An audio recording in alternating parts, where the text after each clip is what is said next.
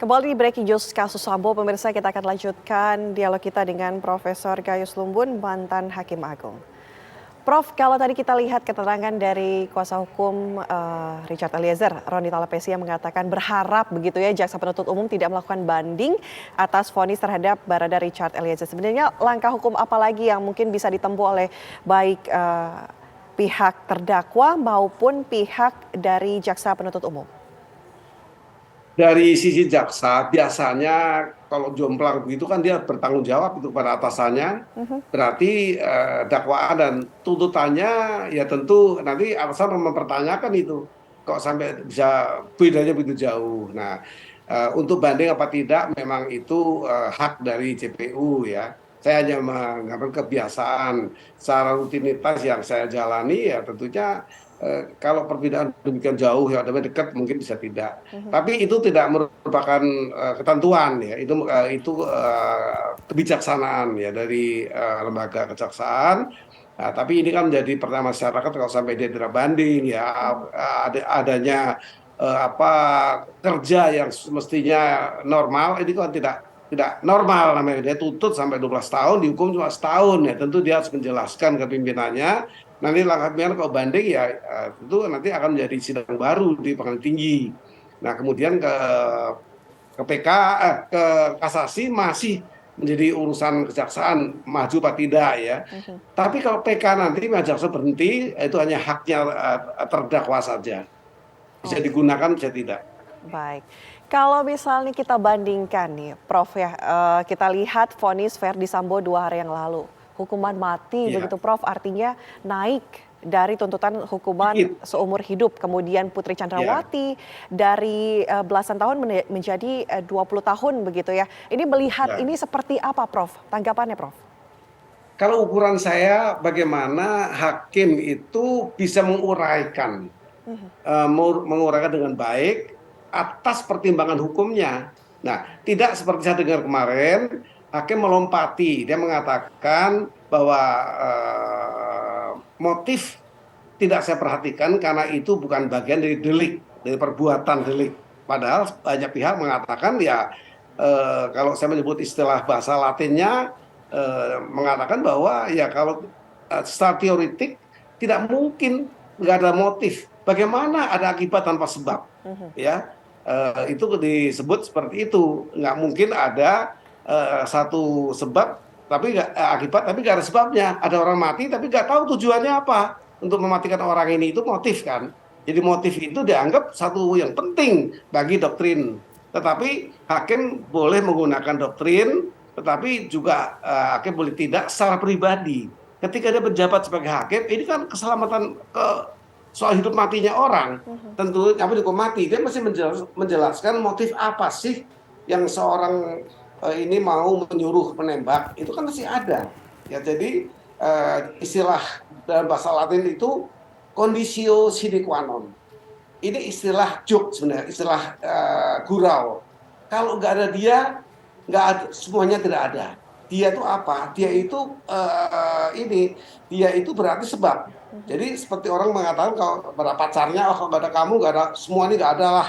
Itu dipakai dipinjam oleh von Bury, seorang Jerman, mengatakan teori syarat mutlak itu adalah di dunia ini kalau tidak ada sebab tentu nggak ada akibat. Nah ini ada akibat kematian, pasti ada sebabnya sebagai motif. Kalau tidak ada sebab ya berarti nggak ada apa-apa, sudah nggak punya apa-apa. Nah, seperti itu. Jadi ini satu apa ya? Ini satu filosofis sebenarnya. Filosofis tentang harus diungkapkannya motif. Gitu. Pak Gayus, tapi kalau kita melihat bahwa Verdi Sambo ini adalah seorang jenderal begitu di kepolisian, artinya dia adalah seorang aparat yang mengerti hukum. Namun karena Ya. emosinya yang memuncak hingga akhirnya main hakim sendiri. Nah, menilai ini seperti apa? Apakah ini juga bisa jadi salah satu pemberat konsekuensi bagi Verdi Sambo karena dia adalah seorang aparat, kemudian dia tahu hukum, malah main hakim sendiri hingga menghilangkan nyawa seseorang begitu. Ini mungkin jadi pemberat tidak, Prof? Pemberatan tentu ada ukurannya juga secara apa yang didakwakan disebut bukan memberatkan bisa meringankan kan disebut begini. kejadian ini diawali dengan emosi yang tinggi dari terdakwa Ferdy Sambo ketika dihubungi per telepon oleh istrinya yang mengatakan dia diperlakukan dengan kasar, kekerasan seksual. Nah itu ditanamkan. Tetapi kalau ini mau ditelusuri sulit karena atas perbuatan itu melapor ke PN Jakarta Selatan itu sudah dibatalkan di SP3 karena peristiwa terjadi di Magelang. Nah, kemudian mestinya dia melakukan laporan di Magelang dan ini tidak dilakukan. Tetapi selanjutnya atas hal itu terungkap lagi oleh JPU, oh ini bukan kekerasan seksual, ini perkosaan. Nah, kalau perkosaan mungkin bisa diusut lagi nih apa tanda-tanda dibanting 3 kali ya disebut seperti itu, dibanting sampai 3 kali. Kemudian ya terjadilah perkosaan. Kemudian mungkin jaksa JPU tidak cukup alat bukti untuk digunakan dasarnya sehingga kepada perselingkuhan. Pada tuntutan disebut perselingkuhan. Nah, kalau perselingkuhan memang tidak perlu pengusutan visum et repertum, nggak perlu kan sama-sama suka kan, nggak mungkin dilakukan itu. Nah, mungkin itu hal-hal yang berkaitan. Tetapi tetap sebagai hakim, baik itu pelecehan seksual, itu terjadi perkosaan maupun perselingkuhan, seorang hakim harus meneliti itu, ya mengemukakan itu sebagai bentuk motif. Karena Sambo marah karena itu. Nah ini yang saya katakan tadi, konsep conditio sine qua non itu merupakan bagian dari tidak mungkin. Nah ini sampai hari ini terjawab. Apa coba motifnya? Tapi Prof, kalau kita lihat motifnya ini sulit untuk diungkap, Prof. Bagi saya ini missing link. Tapi kalau misalnya kita lihat sejauh ini motifnya mungkin sulit diungkap, bukti pelecehan tidak ada, visum tidak ada, kemudian perselingkuhan juga, apa ada bukti valid mengenai perselingkuhan ini? Bagaimana Prof, bagaimana hakim menilai hal ini ketika motif sendiri tidak ada bukti begitu? Saya membayangkan hakim akan kehabisan waktu, ya ada limit waktu sidang itu harus 6 bulan, harus selesai, kalau enggak ya bisa bebas demi hukum, itu salah satunya. Kemudian masa tahanan. Perpanjangan dari PN, PT, sampai Mahkamah Agung sudah selesai, mendekati selesai. Tapi apakah waktu itu dipertaruhkan untuk keselamatan seorang, untuk menjalani hukuman mati? Ini masih pertanyaan saya. Saya memahami, ini tentu 2 hal. Bisa habis waktunya persidangan pidana yang diatur di undang-undang, di KUHP itu memang 6 bulan. Ini sudah mendekati 5 bulan. Kemudian masa tahanannya yang oleh Mahkamah Agung juga telah diperpanjang. Ini faktor-faktor ini mungkin menjadi perhitungan. Tetapi apakah itu pertaruhan untuk nyawa seorang untuk dihukum mati?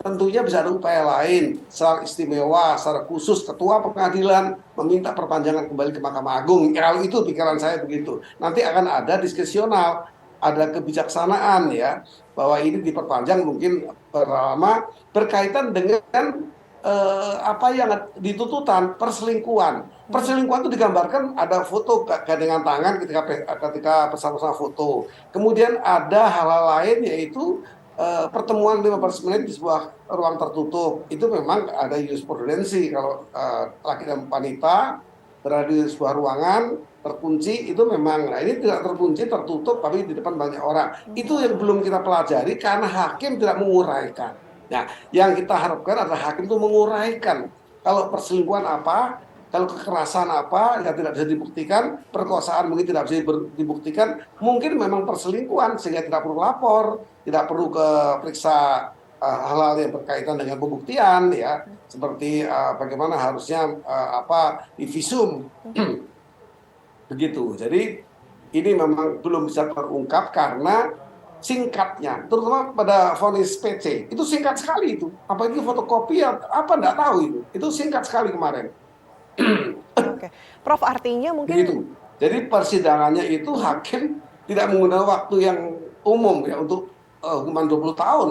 Tentunya perlu waktu untuk menyampaikan ke publik melalui vonisnya supaya publik jelas ya.